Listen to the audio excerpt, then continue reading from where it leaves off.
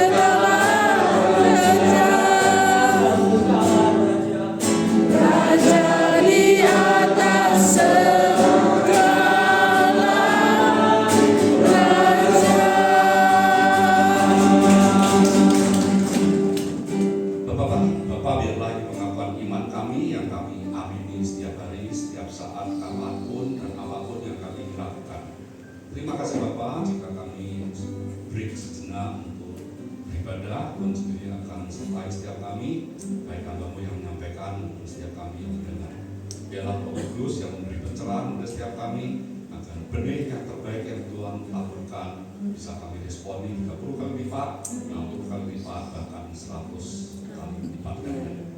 Terpujilah Tuhan, dan itu dalam nama Tuhan Yesus. Yang orang percaya bersama saya, yang mau duduk diam seperti Maria di bawah kaki Kristus, mari sama-sama katakan Amin. Amin. Silakan duduk. Shalom. Shalom. Ya, perkenalan singkat. Saya temannya Pak Hadi, dan kok kebetulan Kalsen teman anak saya, karena saya dulu setelah menyelesaikan kuliah S3 saya di Indonesia, saya hijrah berimigrasi ke Melbourne, dan saya tinggal di Melbourne. Dan setelah sekian lama di Melbourne, saya mau dipindahin ke ini Montreal, Kanada. Istri saya ternyata nggak betah di sana karena so freezing, sangat dingin, sehingga minta pulang. Nah, seandainya kami nggak pulang, maka nggak fellowship lagi nih sama Kalsen, sama Hadi. Sekarang hampir tiap minggu makan malam bareng. Oke, dan suatu kali isi lagi di sebuah saya. Saya punya anak yang pertama itu seangkatan dengan Kalsen, dulu kuliah di Melbourne dan pulang. Sedangkan yang tengah yang Elizabeth itu ambil culinary bisnis, dulu tak suruh nyusul juga ke Melbourne, tapi dia bilang, "Pi, aku di Surabaya aja," dia diambil Ciputra. Sedangkan yang bungsu sudah pulang ke Indonesia juga, yang tadi nganter saya, dia ambil graphic design dan sudah bachelornya selesai, sekarang sedang meneruskan master degree. Dan hari ini saya coba dengan judul Living for the Greater Good.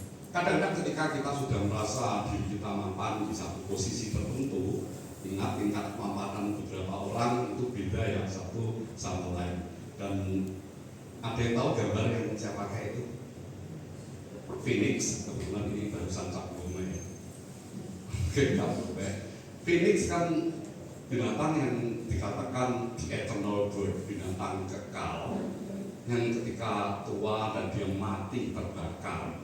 Tapi justru saat dia mati terbakar, timbul lagi dengan Phoenix muda dan sayap yang jauh lebih kuat, dan dia bisa berkarya kembali. Bukankah itu seperti Raja Wali yang di Alkitab kita?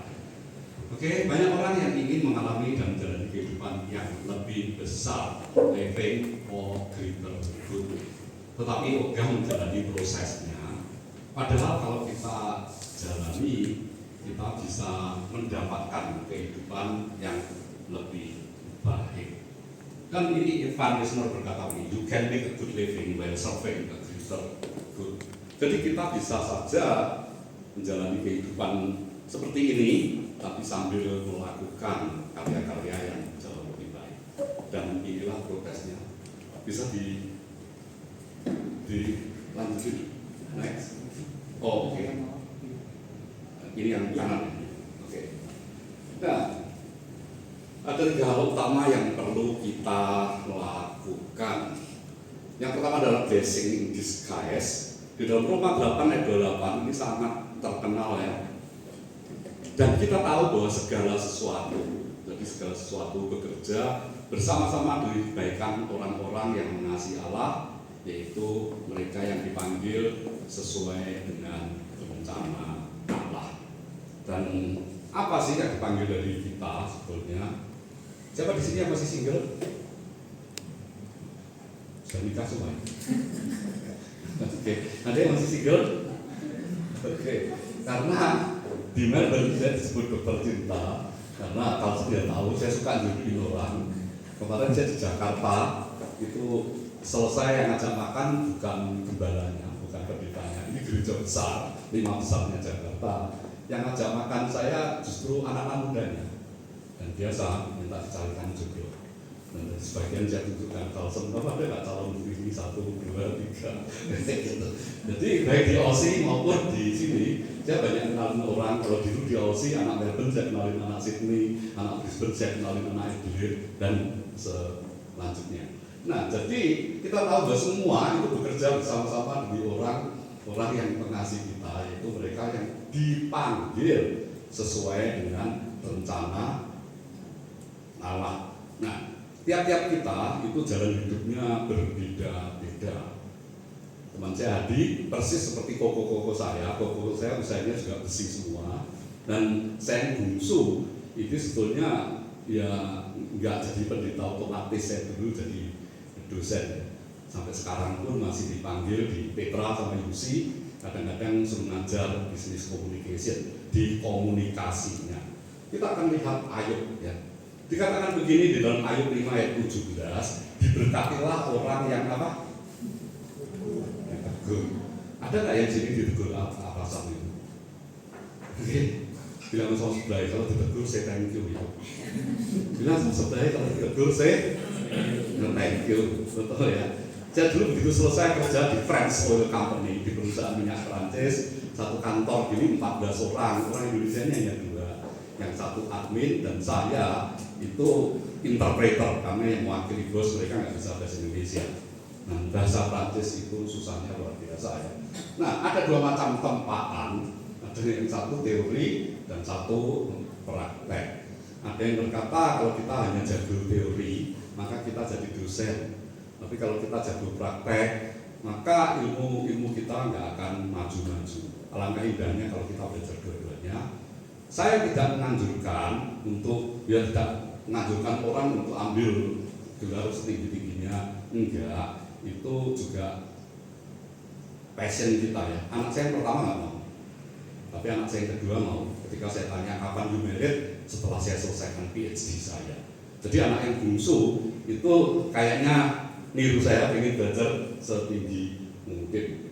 Dan itu juga bukan timbul dari pribadinya, karena pacarnya Singaporean, orang Singapura. Dan ketika pacarnya saya tanya kapan kamu rencana married, setelah saya dapat naik PhD. Jadi karena pacarnya ingin menyelesaikan sampai PhD, jadi dia juga menyelesaikan seperti itu. Nah, kita lihat Yusuf.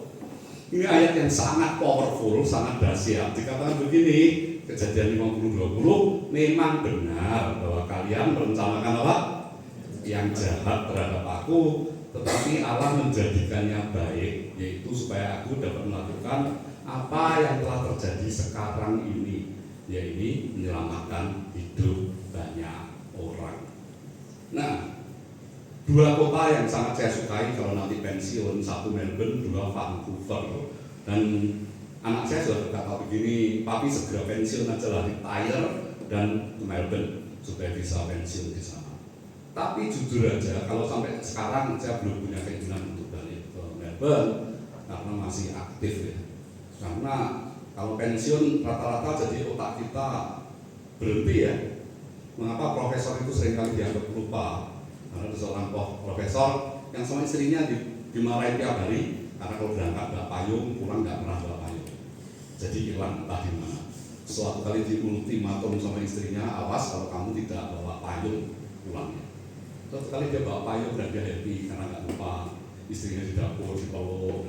Ya aku bawa payung. Dia mengharapkan dicium balik sama istrinya. Ternyata istrinya marah besar. Dan suaminya tanya, kenapa marah saya bawa payung? Masalahnya kamu berangkat tidak bawa payung. Punya siapa yang dibawa pulang, betul? Nah, jadi kalau profesor bisa seperti itu. Dan yang kedua, there is happiness behind hardship. Jadi selalu ada kebahagiaan itu dibalik kerja keras. Minggu terakhir ya kemarin saya diceritani oleh Pak Adi gimana perjuangannya itu sampai larut malam tetap kerja keras. Kalau sekarang nyaman gitu ya itu wajar. Jadi kalau ada mahasiswa yang saya suruh kerjakan tesisnya atau disertasinya malas-malas itu, saya beritahu, saya dulu itu ngambil S3 sekaligus ngajar S2 dan masih kerja seperti kalian Senin sampai Sabtu, bukan 5 days work. Nah, jadi tiap orang punya perjuangan masing-masing. Sehingga dikatakan apa? Di dalam Yakobus 1:2-3 ayat 1, saudara-saudaraku, anggaplah sebagai suatu sukacita jika kamu jatuh ke dalam apa? Berbagai pencobaan. Sebab kamu tahu bahwa ujian terhadap imanmu itu menghasilkan ketabahan. Pemilik ownernya kombucha, Anita Hartono, yang hari ini pameran di PM Mall, dia undang sore nanti untuk ngajak dinner. Itu memulai dengan sangat luar biasa karena dia anak orang kaya yang juga kuliah di OC dan di jemaat saya. Dan satu kali dia bilang bahwa dia mungkin susah untuk meneruskan kuliah, tetapi ternyata dia akan tetap selesaikan dengan cara apa? Dengan cara fight, terus berusaha. Dan yang satu lebih parah lagi karena jadi PKL. Jadi di OC dia jualan roti dari toko ke toko gitu. Karena dia berkata, saya nggak mau pulang tanpa becel saya. Dan akhirnya dia menikah dengan orang yang kaya sekali di Jakarta. Saat ini dia sukses di bisnisnya. Jadi setiap orang pasti mengalami berbagai pencobaan. Tetapi dikatakan coba kamu tahu bahwa ujian terhadap imanmu menghasilkan ketabahan, perseverance, atau itu artinya apa? Long suffering. Jadi sabar menderita. Itu ternyata menghasilkan ketekunan. Kata tekun dalam bahasa Inggris disebut long suffering, sabar menderita. Ketika kita sabar menderita, ya pasti akhirnya kita bisa sukses. Lihat Daniel, integritasnya. Di dalam Daniel 6 ayat 10 sampai 11 dikatakan ini. Ketika Daniel mengetahui bahwa surat perintah itu telah ditandatangani, masuklah dia ke rumahnya, ke dalam kamar atasnya terdapat jendela-jendela yang terbuka ke arah Yerusalem. 3 kali sehari ia berlutut berdoa dan mengucap syukur kepada Allahnya seperti yang biasa dia lakukan sebelumnya. Jadi artinya sudah menjadi rutinitas. Lalu orang-orang itu bergegas masuk dan mendapati Daniel sedang berdoa dan memohon kepada Allahnya. Dan ini saya ambil gambar yang mendekati tepat, karena banyak yang ngajar di sekolah minggu yang nggak tepat karena Danielnya muda. Enggak loh kan? Daniel itu mengabdi di beberapa jenjang dinasti kerajaan. Jadi usianya sekitar 90 tahun. Jadi kalau di sekolah minggu dikatakan Daniel masih muda itu pasti salah. Dan mengapa Daniel masuk ke kandang singa tidak dimakan? Singanya nggak mau karena alot. Udah tua. Ya enggak ya. Alot pun coba orang tua masuk kandang singa mungkin disobek-sobek. Itu tafsirannya tidak bisa dipertanggungjawabkan. Saya hanya seringkali saya pakai ujuk ya. Oke. Dan apa reward yang diterimanya? Coba kita melihat. Setiap kali ada perjuangan selalu ada reward. Daniel 6 ayat 25-27. Sesudah itu Raja Darius menulis surat kepada semua orang dan dari segala bangsa, suku, bangsa dan bahasa yang tinggal di seluruh bumi. Aku membuat perintah supaya di seluruh kerajaan kekuasaanku hendaklah orang takut dan gentar pada Allahnya Daniel. Sebab dialah Allah yang hidup kekal untuk selama-lamanya. Kerajaannya tak akan binasa dan kekuasaannya tidak berkesudahan. Ia melepaskan dan menyelamatkan dan mengadakan tanda-tanda dan mujizat-mujizat di langit dan di bumi. Ia yang telah melepaskan Daniel dari cengkeraman singa ke singa. Jadi saya percaya bahwa setiap ketaatan baik pada otoritas yang kita di muka bumi, kalau di rumah otoritas kita adalah ortu kita, parents, kalau di kantor mungkin otoritas kita adalah atasan kita, dan itulah yang diharuskan. Meskipun mungkin itu struggling bagi kita, karena saya dulu relationship itu sama orang Jerman, dia anaknya direktur televisi di Jerman, dan mama berkata begini, jangan sama orang asing. Sehingga ketika anak bungsu saya dapat orang asing, saya mau melarang dia juga khawatir karena dia akan berkata papa dulu ya. Padahal saya bisa berkata enggak, papa ya, tapi kan tidak nikah, soalnya mama dilarang kan. Dan saya taat, akhirnya pilih orang Indonesia. Bahkan ketika dia melihat foto-foto ini, saya dulu papa siapa ini sama orang bule. Saya berkata begini, seandainya papa jadi sama ini, kamu nggak lahir. Betul kan? Seandainya papa melawan orang tua, kamu nggak lahir. Jadi akhirnya, tapi kalau yang bungsu setelah dia 3 kali datang ke Indonesia, akhirnya saya biarkan dah, kok kayaknya juga baik-baik saja anak itu. Oke? Nah, Sadrak, Mesak, dan Abednego sikap tegas tanpa kompromi. Dikatakan dalam Daniel 3:16-18, Sadrak, Mesak, dan Abednego menjawab Raja Nebukadnezar, tidak ada gunanya bagi kamu untuk memberikan jawaban kepada raja dalam hal ini, karena raja itu punya 2 peraturan ya. Rule number 1, the king can do no wrong. Raja itu nggak bisa berbuat salah. Rule number 2, if the king do wrong, see rule number 1. Jadi kalau raja berbuat salah ya, lihat peraturan pertama apa? Raja nggak bisa berbuat salah. Jadi diktator. Oke? Jadi dia kan tidak ada gunanya itu berdebat. Kalau harus demikian, Allah yang kami sembah mampu melepaskan kami dari perapian yang menyala-nyala, dan Dia akan melepaskan kami dari tanganmu ya Raja. Yang keren adalah ayat 18. Akan tetapi jika tidak, biarlah diketahui Tuanku ya Raja, bahwa kami tak akan menyembah patung emas yang engkau dirikan. Inilah hebat. Seringkali kalau kita tidak dituruti sama Tuhan, kita bisa pindah. Bahkan ini ada kisah ya, seorang cowok yang bertahun-tahun cari cewek nggak dapat. Suatu kali datang ke gereja dan ada satu bangku kosong di sebelah cewek cantik. Dia duduk di sini dan doanya dia berkata begini, Tuhan, kalau cewek ini belum punya pacar, jadikan sama saya. Nah dia mulai ragu, ya kalau dia nggak punya pacar. Tapi doanya ditambahin lagi, kalau dia sudah punya pacar, putuskan dengan pacarnya dan jadikan sama saya. Ini doa maksud, ini kan doa yang ngawur ya ini, betul? Dan dia sadar karena Abednego tidak melakukan seperti itu. Nah setiap kali ada ketaatan, selalu ada reward. Pahala nanti mereka yang taat sepenuh hati. Daniel 3:8-29. Meskipun hanya 2 ayat, tetapi lihat panjang ya, karena kitab Daniel ini ayatnya panjang-panjang. Berkatalah Raja Nebukadnezar, terpujilah Allahnya Sadrak, Mesak dan Abednego, sebab ia telah mengirimkan malaikatnya dan melepaskan hamba-hambanya yang menaruh percaya padanya dan yang melanggar perintah Raja serta menyerahkan tubuhnya karena mereka tidak menyembah pada ilah lain kecuali Allah mereka sendiri. No other God. Oleh sebab itu, aku mengeluarkan perintah bagi tiap-tiap orang, bayangkan, dari bangsa, suku bangsa, dan bahasa manapun yang mengucapkan penghinaan atas Allahnya Sadrak, Mesak dan Abednego, mereka akan dipenggal dan rumahnya akan dijadikan reruntuhan. Sebab tidak ada Allah lain yang dapat menolong mereka dengan cara yang demikian. Nah, ketika kita melalui ujian dan kita merasa hancur lebur, apakah tidak ada kemungkinan untuk bangkit? Ada. Seringkali kita berkata ini nasi telah menjadi bubur, betul ya? Kalau nasi telah menjadi bubur, dikasih kuah bakso, kemudian dikasih suiran ayam, jadilah bubur ayam. Oke, dan bisa dinikmati kan? Nah, New York kan dibangun kembali setelah peristiwa naik bulan-bulan. Dan istri saya juga nggak betah di kota ini, dia berkata jangan tinggal di kota ini.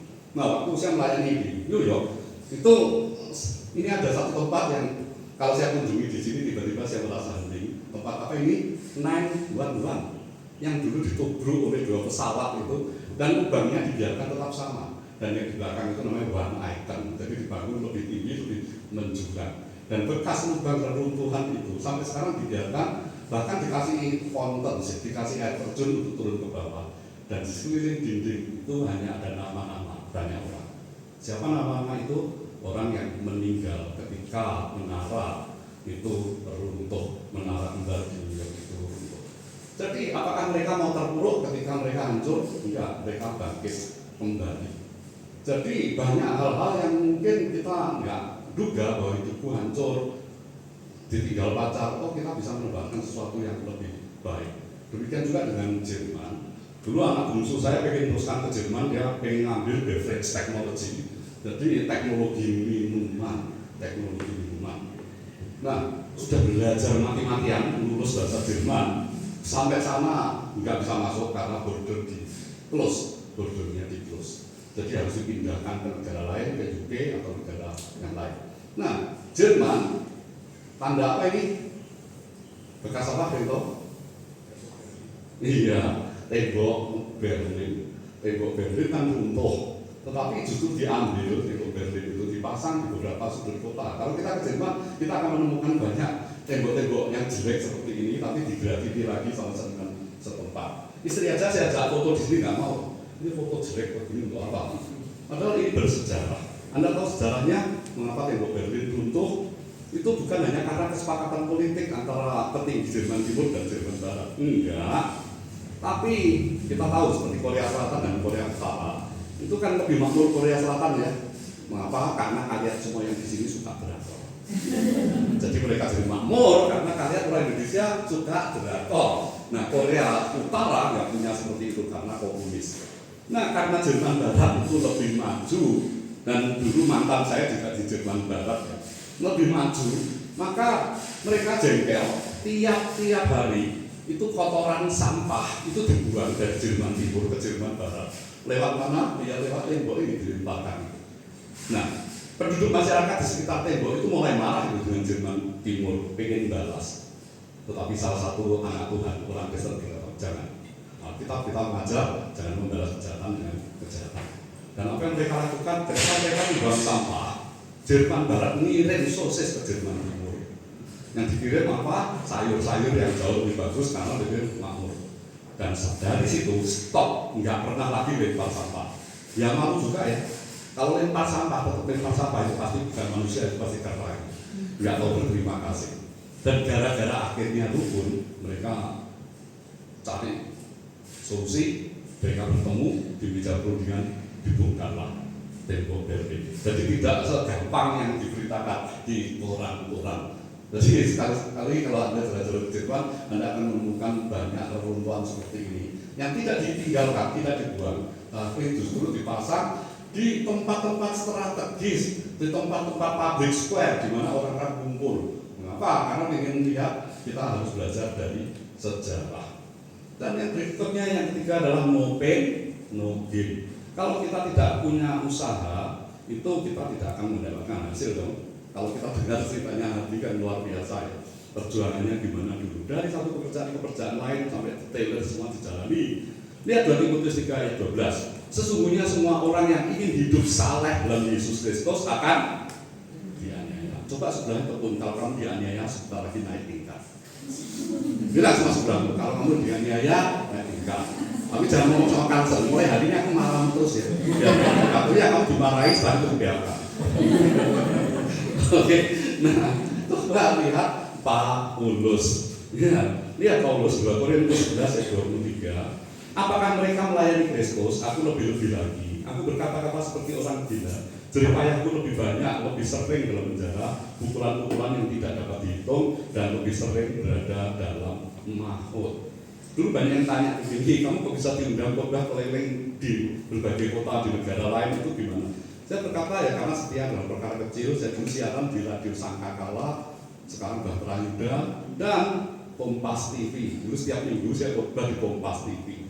Mengapa saya stop akhirnya? Karena dulu Kompas TV yang datang jadi ke taman kumpul biar mereka nggak perlu syuting saya, setelah itu mereka pulang.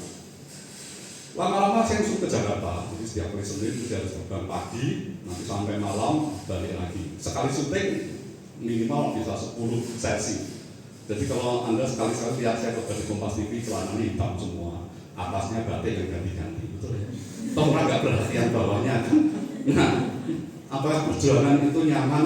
Oh enggak loh, karena di syuting itu kita harus hafal. Kalau kita dikit-dikit baca ya kurang bagus kan, kita harus lihat ke layar begitu terus-menerus. Tapi sampai hari ini saya tetap jalani. Kemarin saya minta salah satu stasiun televisi untuk tampil lagi, dan istri berkata gak usah, kamu sudah kecapean. Istilahnya dia sudah kecapean, jadi gak enak. Oke, nah dikatakan apa di dalam 2 Korintus 11 ayat 23? Apakah mereka melayani Kristus? Aku lebih-lebih lagi. Aku berkata-kata seperti orang gila. Jeripayahku lebih banyak, lebih sering dalam penjara. Pukulan-pukulan yang tidak dapat dihitung, biasanya 40 kurang 1. Mengapa? Karena peraturan Roma itu hanya boleh mukul sampai 39. Kalau sampai 40 yang mukul akan ditahan sekalian. Nah, dan lebih sering berada di dalam bahaya maut. Berapa kali dia tenggelam? Perahunya kacau. Yang kedua miskin. Kalau pen pasti ada gen, no? Filipi 1 ayat 12-13. Saudara-saudaraku, aku ingin tahu bahwa apa yang telah terjadi padaku justru telah membawa kemajuan bagi Injil, sehingga seluruh pegawai istana dan semua orang lain tahu bahwa aku dipenjara bagi Kristus. Kemarin waktu saya pelayanan di Jakarta, begitu pesawatnya merendah, saya lihat itu kedaung, sedang grup punyanya Aguat. Sekarang kan sedang ramai ya, pink.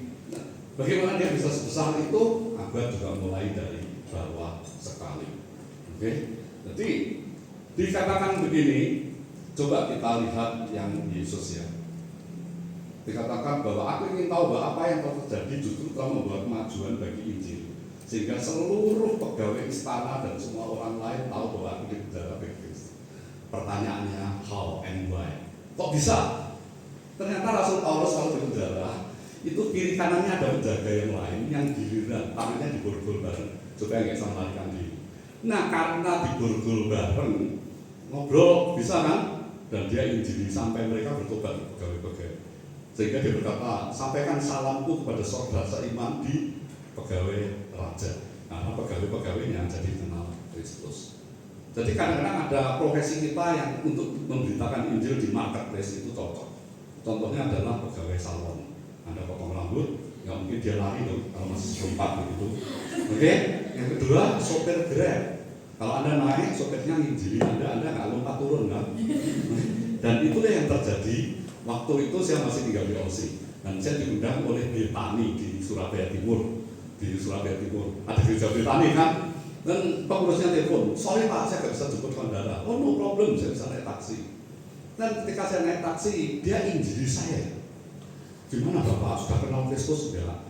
Malah lupa tujuan saya sampai mana. Begitu keluar, Bapak mau kemana? Saya mau ke Betani. Loh, Bapak ngapain di sana? Saya diundang khotbah. Oh maaf Pak, ya ada Betani injili. Oh nggak apa-apa. Kan keren ya, dia injili saya di situ kan keren sekali. Oke, dan coba lihat Yesus. Hespenya Matius 27:46. Kira-kira pada jam ke-9, bukan jam 9 ya, jam ke-9 pergantian jaga itu Yesus berseru dengan suara keras, katanya Eli Eli atau Eloi Eloi lama sabachthani, yang artinya Allahku Allahku mengapa engkau meninggalkan aku. Jadi penderitaan Yesus yang terbesar bukan di Via Dolorosa di jalan salib, bukan juga di Bukit Golgota ketika dia disalibkan, tetapi ketika Tuhan meninggalkan dia untuk sesaat lamanya. Jadi saya selalu katakan kepada terusutnya muda-mudi ya, saya banyak melayani muda-mudi. Sakit hati yang paling berat itu bukan kalau diludahi orang di jalanan. Anda naik motor disalib, Anda diludahi, itu paling seminggu Anda lupa kok. Tapi kalau Anda diludahi pacar Anda, itu sampai ke ubun-ubun kan lupa, betul ya? Karena yang paling bisa menyakiti hati kita adalah justru orang yang paling kita kasih. Setuju? Oke. Itu sebabnya mengapa orang jarang sekali bisa move on. Lihat Hesgennya dikatakan begini, Filipi 2:8-11.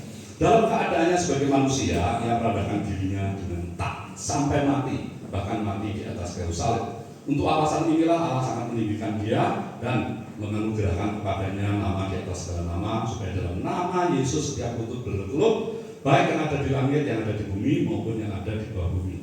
Dan setiap lidah mengaku bahwa Yesus Kristus adalah Tuhan bagi kemuliaan Sang Bapa. Nah, ini story of Jesslyn ya. Nah, dia sejak dulu itu memang ingin teruskan di London, di UK, dan akhirnya dia berangkat. Dan ketika di UK pun dia kerja keras. Mengapa? Karena uangnya hilang banyak sekali, ribuan atau puluhan ribu pound sterling, dan dia nggak lapor kalau uangnya hilang. Mengapa? Kena scam. Suatu kali dia ditelepon, dan nomor telepon itu nomor teleponnya di UK. Jadi bank UK itu nelpon dia, dikatakan ini rekeningmu freeze, maka tolong pindahkan rekeningmu ke rekening baru yang saya buatkan. Dan karena dia cerdas, dia hanya kirim 10 pound sterling ke rekening itu. Sorenya dia ambil, keluar. Keesokan harinya seluruh tabungan dipindahkan ke rekening itu. Siangnya ATM-nya nggak bisa, dan dia harus 6 kali ke bank itu untuk mengurus. Dan dia sama sekali tidak ngabari di Indonesia kalau uangnya hilang.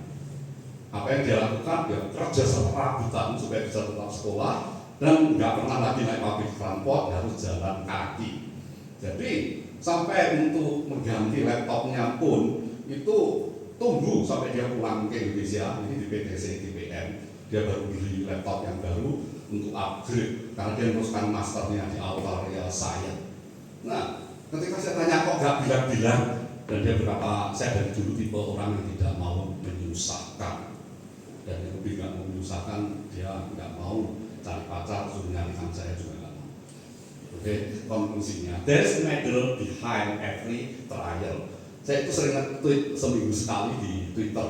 Dulu tweet saya dalam bahasa Indonesia, tapi teman-teman saya di luar negeri komplain, ini apa? Saya ganti Inggris. Setelah di Inggris saya dikomplain sama teman-teman saya Hongkong di Taiwan. Dia bilang, kenapa nggak pakai Mandarin? Saya berkata, nanti kalau Mandarin saya minta Carlson untuk translate. Oke, karena Mandarin saya hanya bisa WNI dan Woyo Jepang. WNI saya bisa menikah, Woyo Jepang saya bisa makan. Ya. Dan calon menantu saya adalah atlet nasional. Kemarin tahun 2024 dia mendapatkan medali emas. Apakah gampang? Ketika dia datang, saya tanya begini, kamu kuat nggak angkat saya? Karena angkatannya dia sudah 95 kilo. Dia berkata, bisa, I can if you freeze. Jadi kalau saya duduk diam, dia berdiri diam, dia akan angkat saya. Masih kecil, baru 18 years old, baru 18 tahun, tapi kuat, luar biasa. Yang saya khawatirkan, saya ngomong sama anak saya, kamu macam-macam sama pacarmu, kamu bisa dibanting. Oke, tapi anak saya kan lebih tinggi, 180 tingginya. Oke. Nanti kalau dia jemput di sini lihat aja, dia tinggi sekali. Nah ini orang saya kemarin menang juara debat nasional di hukum. Mengapa dia bisa menang? Nah, paling ayat-ayat KUHP gila-gilaan. Jadi dia hafal ayat-ayat itu. Sehingga di Ubaya dia sangat dihormati karena dia juara satu seluruh Indonesia yang di tengah itu, Agatha. Dan padahal sehari-hari saya nggak lihat, kalau saya masuk rumah Koko saya nggak lihat dia belajar. Tapi dia berkata malam hari saya pasti belajar dan dapat uangnya. Nggak seberapa sih, 25 juta itu pun dibagi oleh dua temannya. Dan sampai hari ini akhirnya kedua temannya jadi sahabat saya sendiri. Jadi artinya apa? Kalau kita mau hidup untuk sesuatu tujuan yang lebih besar, terus perjuangkan, suatu kali Anda akan berhasil. Dan kalau berhasil, tetaplah jaga tubuh. Seperti Carlsen tetap shape ya. Jadi tidak mengalami body shaming. Tetap shape. Mari kita berdoa. Bapak, kami mengucap syukur jika siang hari ini kami belajar bahwa setiap hidup kami itu punya tujuan. Tujuan untuk meraih sesuatu yang lebih besar. Apakah kami meraihnya dengan bantuan orang tua, karena orang tua kami itu berju, apapun OKR, ataukah orang tua kami pas-pasan bahkan tidak punya uang sama sekali, itu tidak menentukan masa depan kami. Masa lalu kami bisa begitu kelam, tetapi masa depan itu ada di tangan kami ketika kami berusaha dengan keras dan pertolongan Tuhan itu turun tepat pada waktunya. Bukan sekedar chronological time, tetapi kairos saat yang sangat tepat. Suatu kali Tuhan akan membuat kita naik dan tidak menjadi turun. Kita akan memberkati banyak orang dan kami percaya nama Tuhan ditinggikan. Berkati Pak Hadi, berkati juga Carlsen di tempat ini supaya bisa memimpin perusahaan dengan baik. Dan saya percaya ketika mereka melakukan dengan baik, seluruh karyawan itu diberkati dan nama Tuhan dipermuliakan. Jadi dalam nama Tuhan Yesus, dia telah percaya bersama saya. Mari sama-sama katakan Amin. Amin. God bless you.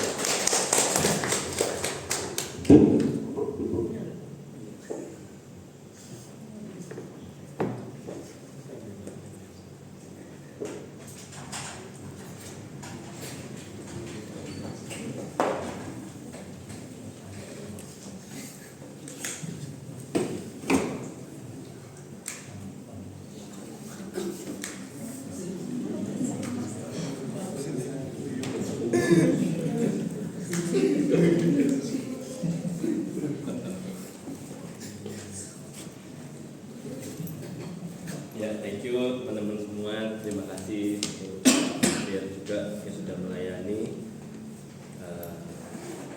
Ya, sekian persekutuan doa siang hari ini. Tuhan Yesus memberkati.